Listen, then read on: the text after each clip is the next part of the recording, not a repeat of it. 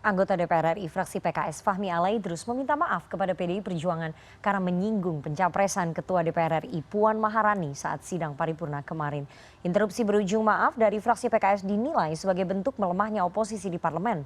Kekuatan koalisi pemerintah yang dimotori PDI Perjuangan seolah tak mampu dibendung oleh barisan oposisi Partai Keadilan Sejahtera. Dan untuk membahas yang lebih dalam kita sudah terhubung melalui sambungan Zoom dengan politisi PKS Pipin Sopian. Selamat sore Kang Pipin. Selamat sore, Assalamualaikum Mbak Rifana. Waalaikumsalam warahmatullahi wabarakatuh. Dan ada Adi Praitno, pengamat politik. Selamat sore Mas Adi. Selamat sore Rifana, Assalamualaikum Mas Pipin. Waalaikumsalam warahmatullahi wabarakatuh. Saya mau ke Kang Pipin terlebih dahulu. Kang Pipin, kemarin salah satu anggota DPR RI dari fraksi Anda, fraksi PKS, kemudian melontarkan interupsi di sidang paripurna, tetapi akhirnya berujung permintaan maaf. Yang kita mau tanya, kenapa kemudian mesti minta maaf padahal interupsi adalah hak anggota Dewan, Kang Pipin? Ya betul, saya kira kita ingin mempertegas bahwa itu adalah hak konstitusional anggota DPR RI dan kita sebetulnya menuntut itu ke Mbak Puan ya. Beliau sebagai ketua DPR harusnya rapat paripurna meskipun tadi agendanya tunggal tetapi hak ketika anggota Dewan mengajukan itu harus diberi kesempatan. Terus misalnya kenapa meminta maaf karena kita misalnya dirasa menyindir, ada yang tersinggung ya kami sampaikan permintaan maaf itu. Ini sebagai etika kami oposisi yang sopan, santun begitu. Kami ingin oposisi yang substansial. Jadi tidak mau ada gimmick-gimmick yang tidak perlu begitu. Ada kekerasan misalnya sampai yang tidak setuju ya kami minta maaf. Tetapi pada posisi ada hal substantif yang ingin kami sampaikan yaitu terkait dengan Permendikbud nomor 30 tahun 2021. Nah, jadi poinnya itu. Jadi kami ingin bahwa terkait dengan agenda utamanya adalah pengesahan Jenderal Andika sebagai Panglima TNI, PKS support full.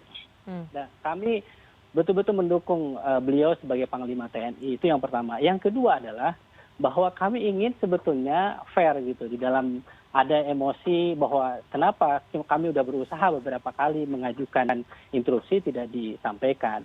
Permendikbud nomor 30 tahun 2021 itu sangat penting karena terkait apa?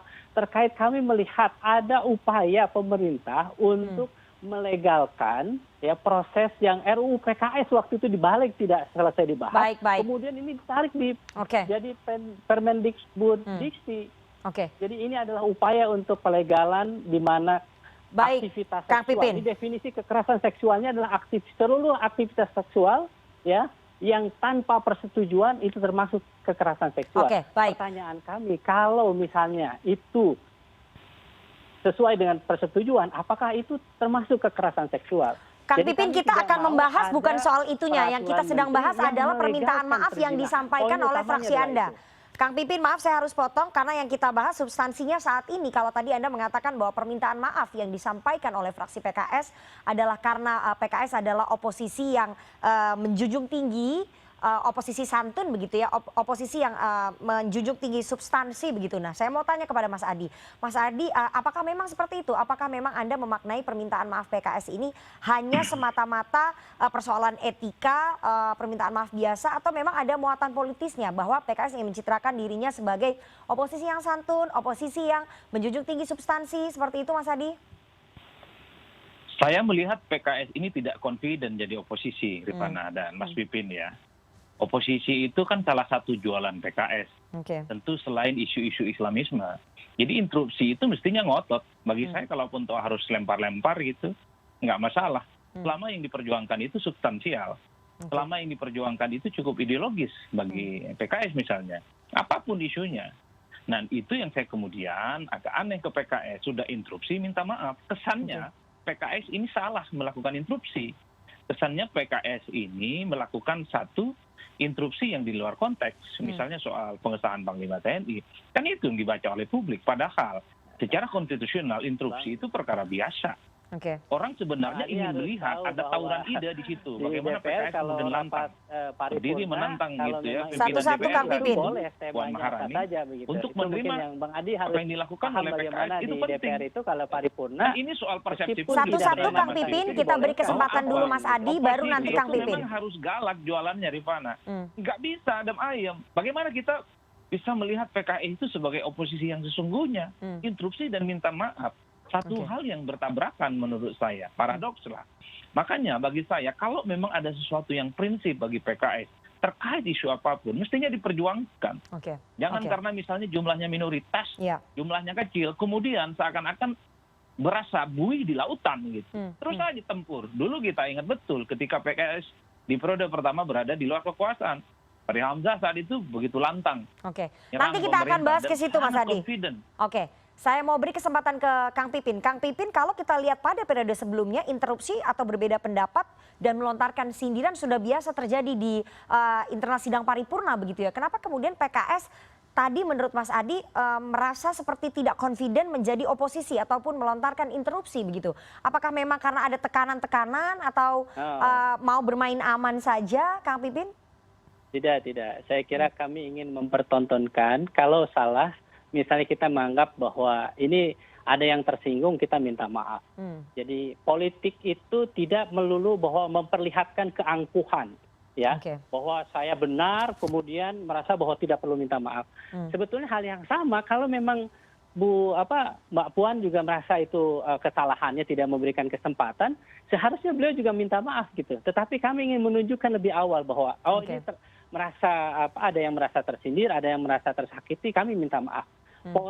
Karena poin kami bukan di situ, poin kami tidak terkait dengan isu Pak Andika, poin kami tidak untuk menghalangi proses yang ada, poin kami adalah mengkritik bahwa ada yang sangat darurat terkait dengan Permendikbud nomor 30 tahun 2021 yang menurut kami itu berpotensi untuk melegalkan perzinahan. Baik. Ketika semua aktivitas kekerasan seksual didefinisikan kalau misalnya tidak disetujui oleh korban. Ini kan contohnya mahasiswa sama dosen misalnya. Ketika mereka ada pelecehan seksual, pemerkosaan itu ditindak, Oke, Kang tetapi Pipin. ketika Oke. di antara Oke. mereka suka sama suka itu dibiarkan oleh pihak kampus. Oke. Jadi poin utamanya adalah itu. Ini berbahaya bagi bangsa kita. Jadi tujuan pendidikan nasional kita adalah bagaimana Kang Pipin, mendidik saya harus anak tanya bangsa yang beriman dan sekali bertakwa. lagi yang sesuai dengan Kalau topik kita hari ini. tidak menjadi perhatian kita semua, bagaimana nasib anak bangsa kita ke depan? Itu yang menjadi kenapa Oke. Dr. Fahmi Ali Idrus instruksi pada hari itu. Oke, Kang Pipin, ini mantan kader PKS yang tadi sudah disebut oleh Mas Adi Praitno, Fahri Hamzah mengatakan bahwa sikap PKS yang meminta maaf sebagai sikap oposisi yang penakut dan juga memble. Apakah memang begitu? Ya, saya tahu siapa yang komen, tapi biarlah beliau berkomentar itu. Tapi kami punya sikap tersendiri. Kami beroposisi dengan etika, dengan santun secara kumulatif, secara kolektif, memperlihatkan bagaimana adab dalam beretik, dalam berdebat, dalam berdiskusi, begitu. Kalau misalnya memang ada yang merasa tersinggung, kami minta maaf, fair. Kita ingin lebih manusiawi. Oke. Jadi memperdebatkan sesuatu yang kalau misalnya, itu tersinggung, kami minta maaf. Tetapi secara substansi kami sampaikan bahwa maksud dari instruksi kami adalah itu. Oke, Mas Adi, kalau menurut Kang Pipin ingin menunjukkan sikap oposisi yang beretika begitu, yang lebih substansi. Menurut Anda sikap PKS yang terkesan mengalah ini kemudian menjadi anak santun adalah bentuk sikap oposisi yang tidak berdaya berseberangan dengan koalisi besar begitu? Teori sederhana oposisi itu galak, Rifana. Nggak bisa adem ayem dan Nggak bisa kemayun. santun. Oke. Teori dari mana itu? Publik itu kan melihat setelah Gerindra menjadi bagian dari koalisi pemerintah, ada harapan besar kemudian PKS akan mewakili kelompok-kelompok oposisi yang ganas dan sangar gitu ya. Harus diakui oposisi itu harus menjadi bad boy untuk sesuatu yang penting untuk urusan negara ini. Kalau ada yang sesuatu yang prinsip, substansial, dan ideologis nggak apa-apa, nakal-nakal dikit Mas Pipin. Dan itu yang sebenarnya ingin dilihat. Apalagi kalau dilihat suasana batin pemilih PKS, itu kan sebenarnya oposan banget. Nggak bisa adem ayem.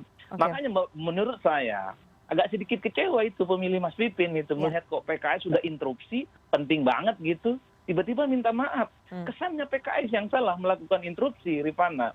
Makanya ke depan saya kira untuk mewakili suasana batin, terutama munculnya kelompok oposisi yang menurut saya penting dalam konteks demokrasi, jangan sekali lagi PKS minta maaf untuk sesuatu yang penting. Nggak apa-apa disorakin, nggak apa-apa dipuli. Selama itu yang dianggap Mas Pipin betul, saya kira itulah hakikat yang sesungguhnya. Demokrasi kita tuh memang harus berisik, Ya. Di tengah 82% koalisi pemerintah yang bagi saya sekarang sami'na wa atokna di DPR itu adem ayem, mirip-mirip Orde Baru gitu. Demokrasi kita harus berisik begitu ya, gitu, kalau kemudian terus berdengar, menurut Mas Adi. Sampaikan protes-protes kritisnya. Demokrasi kita harus berisik karena basicnya koalisi ataupun basicnya oposisi itu adalah galak begitu ya, kritis. Nah, Kang Pipin, kenapa kemudian pada periode DPR yang sekarang PKS terkesan tidak kritis, tidak galak, cenderung menjadi anak manis, jarang melontarkan kritik kepada pemerintah. Kenapa sih, Kang Pipin? Kami oposisi substansif, kami menyampaikan kritik tetapi tidak dengan cara emosional, tidak dengan cara gimmick-gimmick yang tapi jarang loh terdengar kritik-kritik dari PKS. Yang kami lakukan substansif. Kami tidak mau ada gimmick-gimmick yang tidak perlu. Dan ini kan sebetulnya tadi kalau misalnya di saat pandemi seperti ini sebetulnya kan masyarakat tidak menghendaki keributan yang tidak penting ya. Yang kita ingin sampaikan substansif terkait dengan Permendikbud di mana di situ berpotensi untuk terjadinya pengesahan atau melegalkan pergaulan bebas di kampus. Bahaya saya kira. Ini posisi PKS adalah itu. Jangan sampai ini RUU dibahas di balik Kang Pipin, Anda tidak menjawab pertanyaan saya. Kenapa kemudian tidak kritis dan tidak galak periode sekarang? Dikti terkait dengan konten yang sama begitu. Padahal itu belum disahkan di balik begitu. Itu satu topik yang berbeda, Kang Pipin. Tapi Anda tidak menjawab pertanyaan saya. Kenapa pada periode ini PKS tidak kritik dan tidak galak seperti pada periode sebelumnya? Cenderung menjadi anak manis. Kenapa? Saya kira itu kan pendapat Mas Adi, Mbak Rifana saja. Kami secara clear semua kebijakan pemerintah terkait dengan RUU Omnibus Law Cipta Kerja kami mengkritik, menolak keras. Terkait dengan ibu kota negara juga kami sangat menolak keras. Apalagi terkait dengan impor sembako jelas kami sangat menolak keras gitu. Jadi tetapi ada etika, ada suluk dalam bahasa Islam itu yang ingin ditampilkan bahwa tidak harus dengan cara gagah mungkin ingin kembali ke masa lalu ada seorang politisi yang mungkin dirinya hebat gitu, populer begitu. Tetapi itu bisa jadi tidak baik bagi partai. Jadi kita ingin memperlihatkan bagaimana cara berpolitik yang santun, yang beretika, sebagaimana kami adalah partai Islam yang rahmatan lil alamin. Itu. Ingin menunjukkan cara berpolitik yang santun, kemudian beretika begitu. Apakah memang seperti itu atau memang ada alasan lain? Dan bagaimana kemudian itu menjadi cerminan demokrasi kita di tengah hiruk pikuk politik yang belum jelas? Kita akan bahas usai jeda. Jangan kemana-mana, tetap bersama kami di CNN Indonesia Newsroom.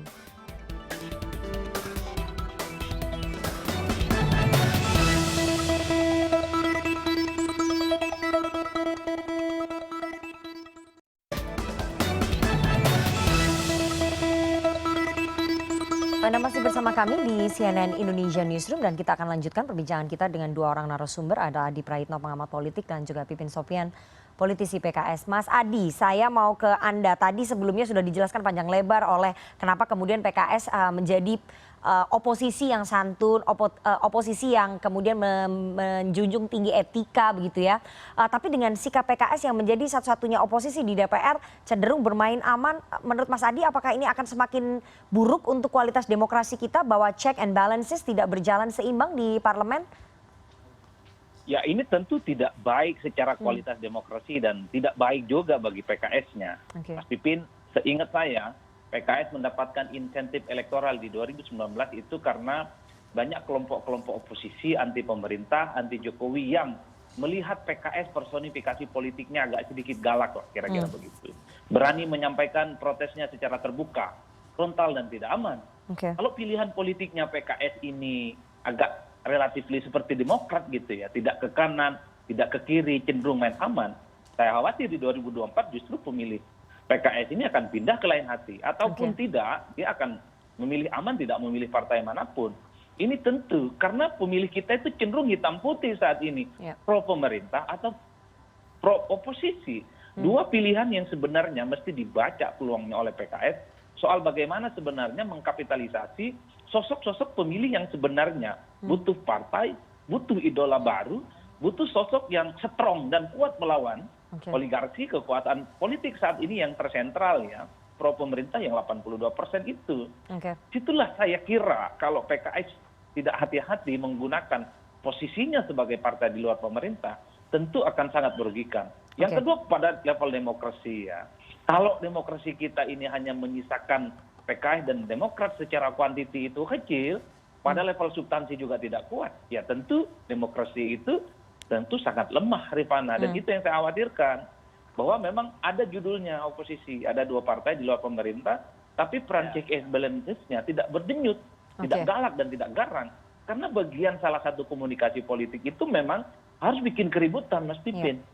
Harus bikin kegaduhan. Nggak bisa sebatas adem ayem gitu, kayak partai koalisi yang lain. Orang melihat PKS itu memang personifikasi politiknya wajah yang galak. Apalagi dia partai Islam yang relatif membawa jargon-jargon Islam, di mana pemerintah saat ini itu dianggap berjarak dengan umat Islam. Itulah sebenarnya tons di mana kritik itu harus disampaikan. Tentu sebagai ikhtiar untuk mendapatkan simpati dan dukungan publik.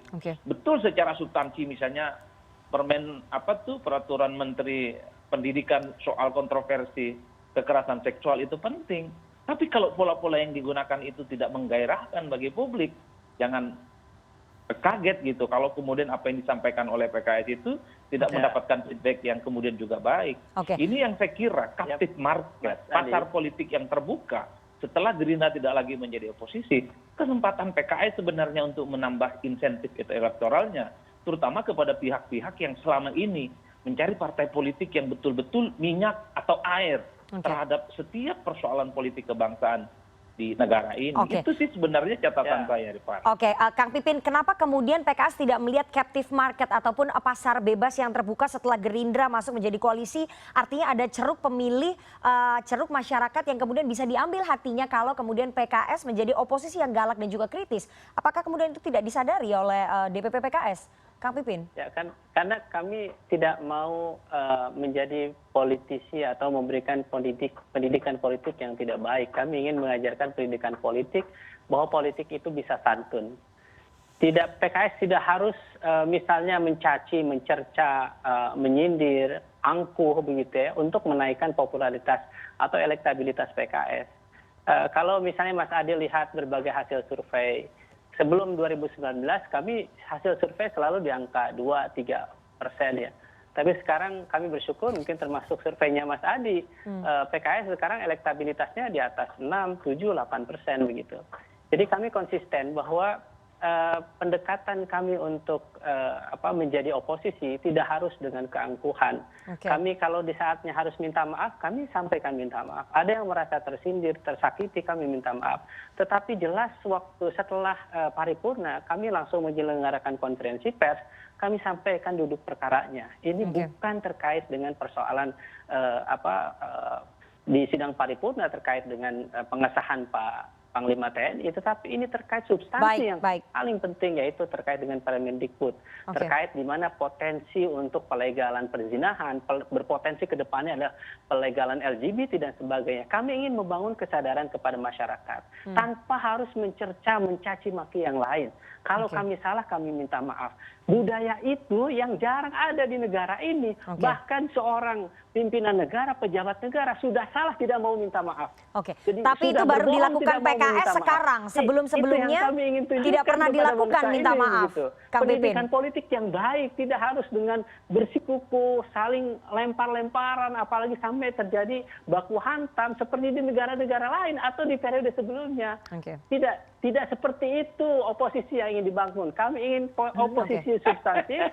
Apa yang kami tolak jelas kami jelaskan waktu konferensi pers, dan apa yang misalnya dianggap ada kesalahan, menyakiti, kami minta maaf. Jadi, artinya itu tradisi baru yang sedang dibangun oleh PKS menjadi oposisi yang lebih santun, lebih beretika. Nanti waktu ataupun hasil pemilu yang akan menjawab apakah kemudian masyarakat kemudian mau memilih PKS yang menjadi oposisi santun dan juga beretika. Karena tentu saja itu akan kita lihat hasilnya nanti pada pemilu legislatif 2024. Begitu ya Mas Adi ya, kita nanti akan lihat bersama. Saya singkat, Rifana. Singkat saja, waktu kita sudah tidak banyak. Sambil nunjuk-nunjuk bahwa Dr. Fahmi itu adalah anggota dewan yang berdarah-darah mendapatkan legitimasi rakyat, kok dipotong pembicaraannya, kok tidak diberikan hak. Dan disitulah kemudian bilang, gimana mau jadi presiden 2024, Mbak Puan ini, instruksi aja tidak diterima. Nah itu yang saya bayangkan sebenarnya, Rifana, tiba-tiba minta maaf.